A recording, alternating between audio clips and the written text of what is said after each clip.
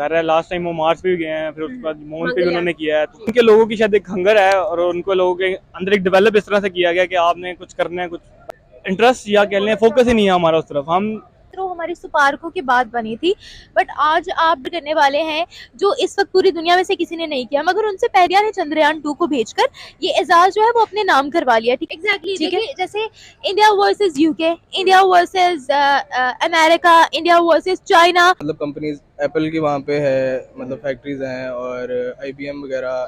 Hello viewers, अस्सलाम वालेकुम, पाकिस्तान, नमस्ते India. This is your host Shabana Adil and you are watching my YouTube channel. और आज हम फिर से लेकर आए हैं एक बड़ी न्यूज़ जो कि इसरो से रिलेटेड है। जी हाँ, इसरो ने फिर से प्लान कर लिया है वीनस की तरफ जाने का। पहले सूरज को फतेह करने के बाद, चांद पर जाने के बाद और फिर मार्स के प्रोजेक्ट्स करने के बाद अब finally ISRO is coming up with a new project जिसका नाम है शुक्रयान 1, जो कि वीनस की एटमॉस्फेयर को रीड करने के लिए किया जाने वाला है। और एक्सपेक्टेड ये है कि दिसंबर 2024 में ये जो प्रोजेक्ट है वो रेडी होकर वीनस के ऑर्बिट के लिए तैयार हो जाएगा। इसके बारे में करेंगे यहाँ के लोगों से बात कि इसरो की ये सोच और उनका इतना बड़ा जो है हर कामयाबी की तरफ कदम बढ़ाना आखिर कैसा है। लोगों का ओपिनियन जानते हैं इस पर। अगर आपको शेयर करना चाहते हैं, हमें कुछ बताना चाहते हैं, कमेंट बॉक्स में जरूर बताइएगा।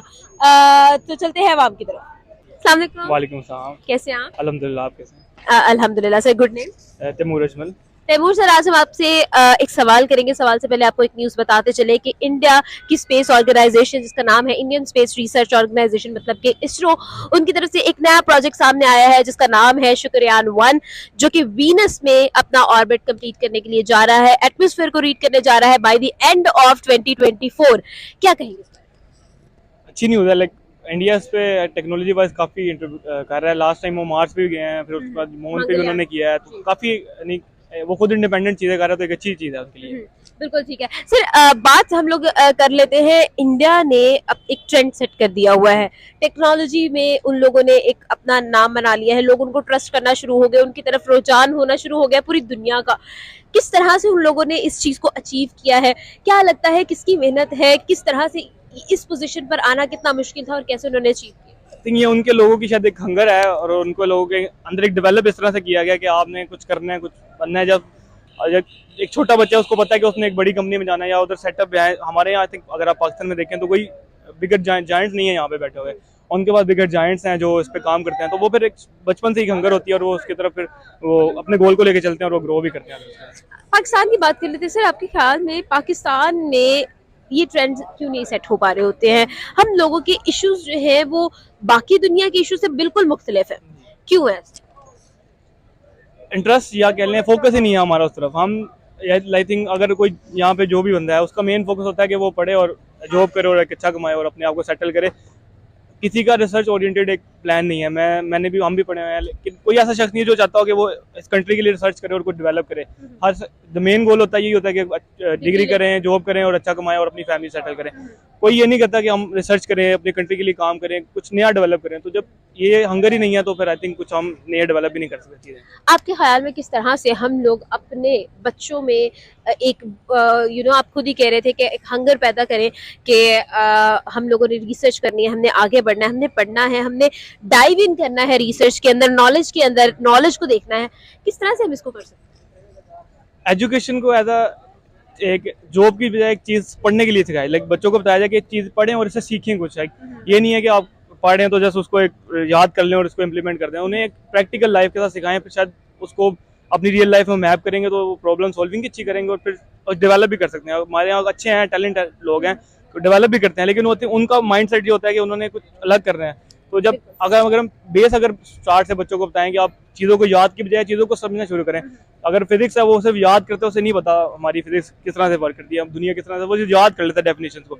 अगर वो सिर्फ चीज़ों को समझेगा तो आई थिंक उसके अंदर एक हंगर भी बनेगी और वो आगे काम भी करेगा। तैमूर सर, हम आपसे ये पूछेंगे कि दुनिया में एक दौड़ है टेक्नोलॉजी की, इन्वेंशंस की, एजुकेशन की, IT की, मेडिकल की, आप कर लें, हर फील्ड के अंदर एक दौड़ लगी हुई है। उस दौड़ में पाकिस्तान कहाँ पर है? पाकिस्तान बहुत पीछे है, टेक्नोलॉजी वाइज भी बहुत पीछे है। लाइक अगर कोई चीज़ यूरोप या फॉरेन कंट्रीज में पहले आती है तो हमारे मुल्क में काफ़ी इससे बाद आती है। तो उसकी वजह यह है कि हमारे यहाँ वो जब मैंने पहले भी कहा कि इंटरेस्ट ही नहीं है लोगों को उस चीज़ के अंदर, लोग बस अपने ही लगे हुए हैं, कोई वो चाहते नहीं है कि कुछ नया करें। लोग मैं बहुत से लोग हैं जो सीखने नहीं चाहते, वो जैसे एक लाइन में लगे हुए हैं उसी की तरफ चल जा रहे हैं। अगर वो सीखें, उन्हें सिखाएं, और हमारी गवर्नमेंट लेवल पे भी इंटरेस्ट मतलब बनाए, लाइक जो यंग हैं उनको एक प्लेटफॉर्म दें, वो अपना आइडियाज़ लेके आएँ। वो है जब दूसरी कंट्रीज़ में आप देखें अपने आइडियाज़ लेके आते हैं, डेवलप करते हैं चीज़ें, हमारे यहाँ आई नहीं है। जब किसी को वो हंगर ही नहीं होगी तो वो कुछ भी नहीं कर सकता। अब क्या, आपने बंदे के अंदर से चीज़ें जब नहीं निकालेंगे तो वो कुछ नहीं कर सकते। स्पेसिफिकली हम लोग बात कर रहे थे इसरो के बारे में। इसरो के जो बैक टू बैक माइलस्टोन्स होते हैं, वो लोग चांद पर जा रहे हैं, मार्स पर जा रहे हैं, सूरज का प्रोजेक्ट भी उन्होंने किया, अब वीनस पर जा रहे हैं, एटमॉस्फेयर रीड कर रहे हैं। They are diving into each and everything जो कि स्पेस से रिलेटेड है, जो कि वो अपने प्रोजेक्ट्स के अंदर कर सकते हैं, और जो किसी ने नहीं किया वो उसकी भी चाह रखते हैं।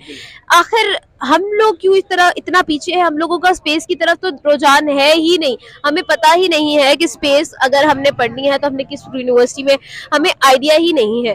तो हम इतना मेजर डिफरेंस आखिर क्यों है? आई थिंक गवर्नमेंट लेवल का इशू है, वो खुद भी इंटरेस्ट नहीं लेते। वो मतलब वो सिर्फ बेसिक प्रॉब्लम भी सोल्व करना चाह रहे हैं, वो नहीं चाह रहे कि हम दुनिया के साथ कम्पीट करें, वो चाह रहे हैं अपने मुल्क के जो बेसिक चीज़ें हैं वो सोल्व करें, बस ऐसे ही चलने देते हैं। और उनका ये नहीं है कि हम दुनिया के साथ कम्पीट करें, हम डेवलप करें चीज़ों को, हम खुद चीज़ें बनाना शुरू करें। वो बस चाहते हैं कि हम बस लोन लें, हमारा मुल्क चलता रहे, और बस इस तरह से। तो गवर्नमेंट लेवल का एक इशू है, अगर वो इस चीज़ को एड्रेस करें और वो खुद चीज़ें डेवलप करें और एक फंड जनरेट करें जो हमारी जितनी स्पेस पे काम करते हैं उनको, इंटरेस्टेड लोगों उनको इकट्ठा करें, उन्हें कि आप रिसर्च करें, हम आपकी हेल्प करते हैं। बहुत से लोग रिसर्च करना चाहते होंगे, लेकिन आई थिंक इंस्टीट्यूट या हमारी जो एजुकेशन डिपार्टमेंट है वो कोई हेल्प ही नहीं करता। तो वो खुद से कोई बंदा भी कहेगा मैं इतने ज़्यादा पैसे लगाऊं और मैं करूं, तो उसको फायदा कोई नहीं होता। बिल्कुल ठीक है तैमूर, आपसे आखिरी सवाल मेरा ये है, अब हमें करना क्या है? हमें पाकिस्तान को करना क्या है? पाकिस्तान को, आई थिंक इसमें हर शख्स की है, टीचर्स की भी है, वो बच्चों के अंदर एक हंगर जनरेट करें। आई थिंक इस बड़े यूनिवर्सिटी लेवल पे तो होती है, लेकिन बिल्कुल रूट लेवल से तुम्हें बच्चों को करना चाहिए कि वो कुछ नया करें, कुछ चीज़ों को पढ़ें। उनके लिए आई थिंक नंबर लेना एक मैटर नहीं होना चाहिए, उनके लिए कुछ सीखना मैटर। अगर वो सीखने की तरफ आते हैं तो फिर मेरे ख्याल से हम डेवलप कर सकते हैं अगर नेक्स्ट 20-25 ईयर्स में। बिल्कुल ठीक है, thank you so much Taimur हमारे साथ थे। वालेकुम अस्सलाम। निम्रा कैसी है? बहुत अच्छी हूँ। अच्छा निम्रा, बहुत इंटरेस्टिंग न्यूज़ आई है इसरो की तरफ से, और वो ये है कि शुक्रयान 1 जो है अपना प्रोजेक्ट वो स्टार्ट करने वाले हैं bye the end of December 24।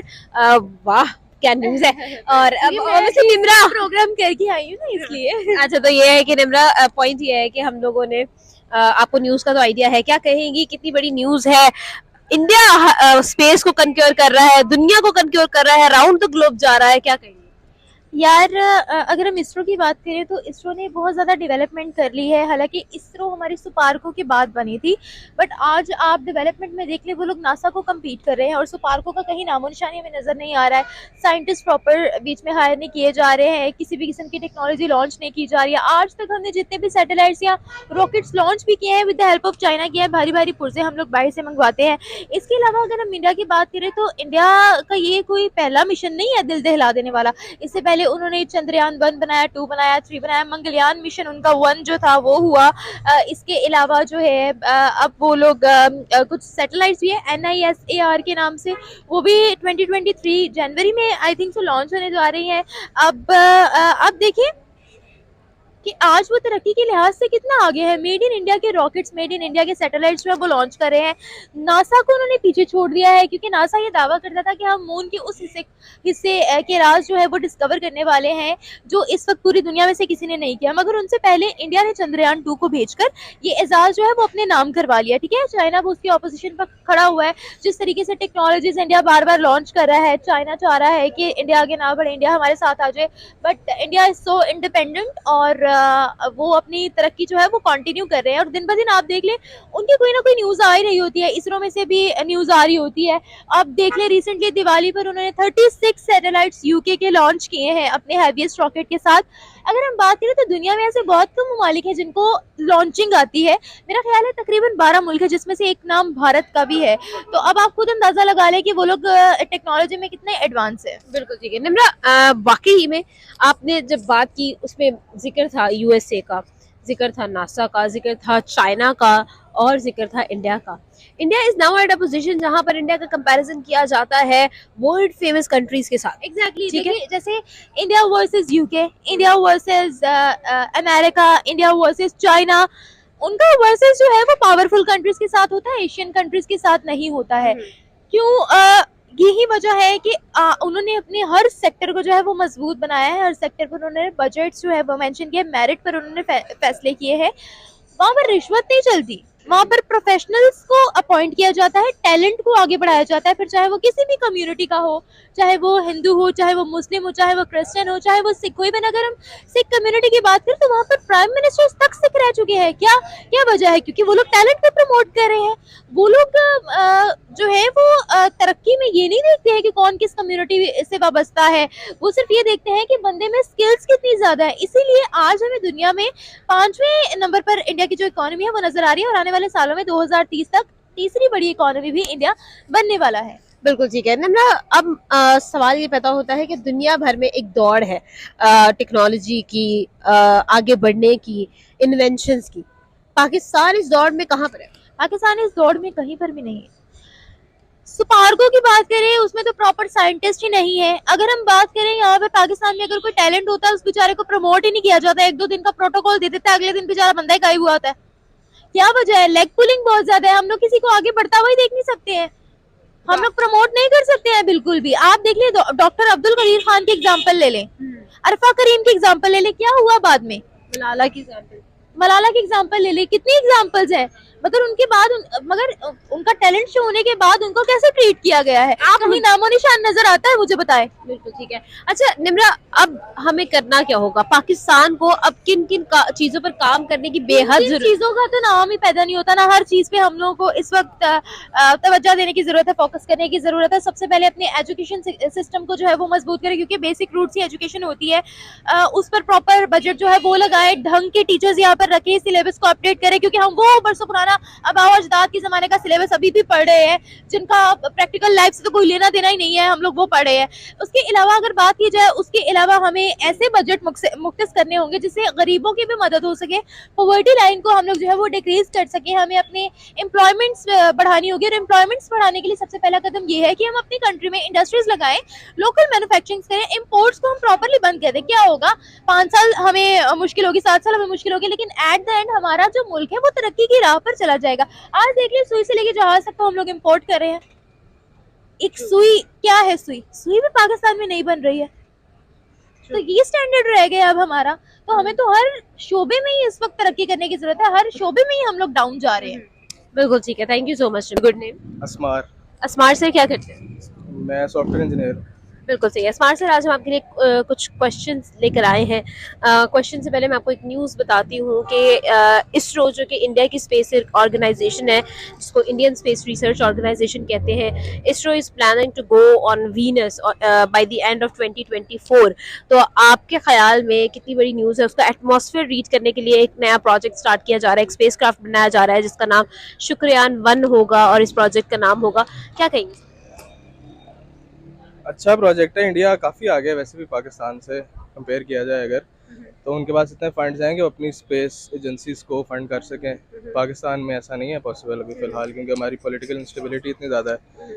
इन चीज़ों पे भी ध्यान दे रहे हैं फ़िलहाल, तो इसकी वजह से पाकिस्तान इतना नहीं फोकस कर पा रहा अपनी स्पेस वाली साइड पे। इंडिया वैसे आपको पता है काफ़ी आगे इकॉनमी वाइज भी, और कितनी मतलब कंपनीज, एप्पल की वहाँ पे है मतलब फैक्ट्रीज हैं, और IBM वगैरह।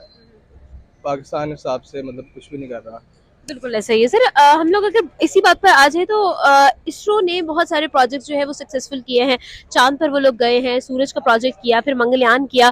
बहुत सारे ऐसे प्रोजेक्ट्स थे जो उन्होंने बहुत सक्सेसफुली रन किए, और उसके बाद अब वर्ल्ड वाइड उनको ट्रस्ट भी किया जाता है, स्पेसिफिकली इंडिया को और इंडिया की स्पेस ऑर्गेनाइजेशन को भी। और इंडिया की जो स्पेस ऑर्गेनाइजेशन है उसको इन द होल वर्ल्ड बहुत अच्छा लॉन्चर भी समझा जाता है स्पेस क्राफ्ट का। क्या कहेंगे इस पर? उनकी रिसर्च है, वो काफ़ी देर से इस पे कर रहे हैं काम, तो ऑब्वियसली उनका बेहतर होगा पाकिस्तान से। तो सिर्फ पॉइंट ये है कि अगर हम इसी चीज को देखें तो आखिर हमारे यहाँ पर क्या मसले हैं, हम लोग क्यों डेवलपमेंट की बात नहीं करते। अगर हम अपने यंगस्टर्स को ही देख ले तो काउंसलिंग नहीं है, हम लोगों को ये नहीं पता कि what is the path we have to follow, और हम लोगों को आइडिया नहीं होता है। हम अपने गवर्नमेंट बेस पे बात कर ले तो दे नो इज कि सीट को किस तरह से स्टेबल रखना है, हम लोगों ने सीट को किस तरह से लेना है। उसके अलावा हमारे जितने इश्यूज हैं किसी को उससे कोई कंसर्न नहीं है। Why is that so? नहीं, पहली बात तो ये है कि स्टूडेंट्स को इतना एक्सपोजर ही नहीं है इधर, ठीक है। आज आके डॉक्टर इंजीनियर्स का ही पता होता है कि बड़ा होकर मैंने डॉक्टर बनना है या इंजीनियर बनना है। स्पेस वाली साइड तो किसी को मेरे ख्याल पता नहीं है। पंजाब यूनिवर्सिटी आई थिंक उधर डिपार्टमेंट है एक स्पेस का, ठीक है, लेकिन इसके अलावा मतलब लोग नहीं जाना चाहते। उनको पता है कुछ नहीं है। हाँ एग्जैक्टली, क्योंकि उनको पता है कि उनका एंड क्या है, एंड टीचिंग में चले जाएंगे या क्या करेंगे स्पेस पढ़ के भी, क्योंकि उनको पता है रिसर्च नहीं है इधर। अपने इतने मसले हैं, जिस तरह आप देख लें सैलाब हर साल आता है, इनको पता है कि आना है, लेकिन उसके लिए भी ये कुछ नहीं कर पाते। क्यों? क्योंकि इनको अपनी पॉलिटिकल इंस्टेबिलिटी से फिलहाल फुर्सत नहीं है, एक तरह से कह लें आप, ठीक है। सारे फंड्स उधर यूज़ हो रहे हैं। अब आप ये देख लें कि हमारी एजुकेशन का कितना बजट है, आपको शायद पता हो 2-3% सिर्फ है, ठीक है। तो ऑब्वियसली अब यूनिवर्सिटीज़ भी, और हेल्थ पे सिर्फ 1% आता है। हाँ एग्जैक्टली, यूनिवर्सिटीज़ भी जो गिनी चुनी 3-4, लाहौर में कितनी यूनिवर्सिटीज़ हैं, 3-4 यूनिवर्सिटीज़ हैं, वो भी धड़ाधड़ जो है इंजीनियर्स बना रही हैं, सॉफ्टवेयर इंजीनियर्स बना रही हैं, और जॉब्स हैं नहीं एग्जैक्टली। तो स्पेस तो बिल्कुल ही मैं कहता हूँ साइड पे है, मतलब उसकी तरफ कोई ध्यान नहीं है। और जहाँ तक मुझे लगता है आने वाले को 5-10 साल में कुछ होने भी नहीं वाला।